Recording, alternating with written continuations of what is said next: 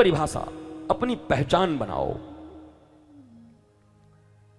अपनी पहचान जरूरी है, शरीर का नहीं, शरीर से ऊपर जो मैं हूं रियल। गुरुजी ये रियल रियल क्या बोल रहे हैं, क्या होता है? बस यही तो बात है, 3 घंटे में नहीं सलट सकता यह मामला। ये कोई फिल्म थोड़ी है कि 3 घंटे में सलटा दूंगा। इसी में बच्चा भी पैदा होगा और इसी में बड़ा भी हो जाएगा और पिता के मर्डर से बदला भी ले लेगा और 3 घंटे में सब हो जाएगा। मजा। ये रियल जिंदगी है, रियल लाइफ नहीं है, रियल लाइफ है। रियल लाइफ की तरह नहीं, यहां भी रियल चाहिए।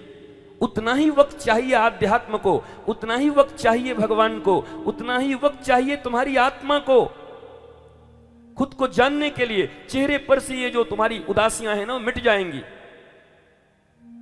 जो निराशा है, हताशा है, उदासी है, वो मिट जाएगी।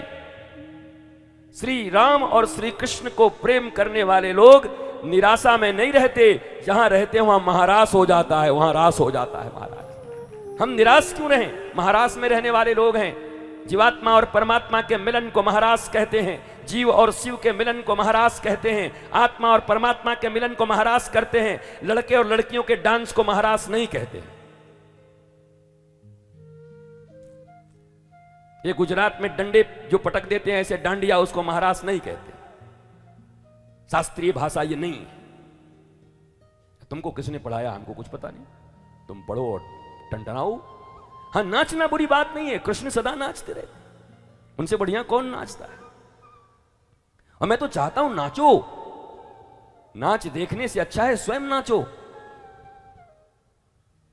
नाच देखने में एंटरटेनमेंट है, 1 घंटे 2 घंटे का हो सकता है, पर जब तुम इन्वॉल्व हो जाते हो तो वही इंटरटेनमेंट तुम्हारे लिए सेलिब्रेशन बन जाता है। भारतीय सिर्फ इंटरटेनमेंट में लगे हुए हैं, सेलिब्रेशन नहीं उनकी लाइफ में, उत्सव नहीं है उनकी लाइफ में। उत्सव चाहिए जिंदगी में, इंटरटेनमेंट नहीं चाहिए। 3 घंटे का इंटरटेनमेंट नहीं चाहिए, इन्वॉल्व हो जाओ उसमें। तुम नाचो। कृष्ण को कभी बैठ के नाच देखते हुए देखे हो? शुरू वही हो जाते हैं, बाकी पीछे सब नाचते हैं।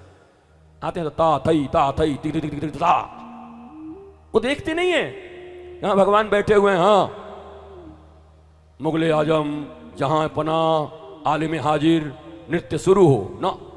श्री कृष्ण स्वयं आते हैं और स्वयं शुरू हो जाते हैं, और उसके बाद पूरा ब्रह्मांड नाचता है, सूर्य चंद्र नाचते हैं, आनंद होता है।